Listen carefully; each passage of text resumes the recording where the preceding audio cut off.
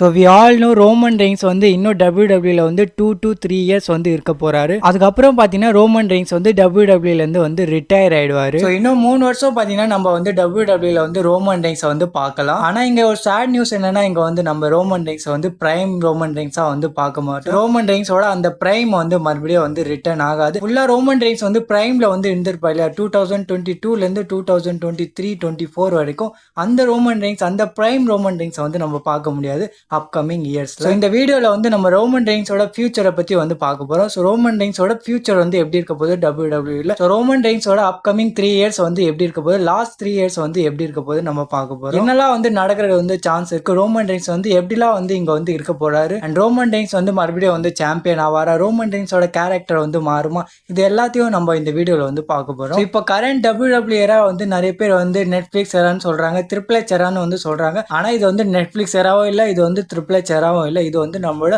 ஓடிசியோட era.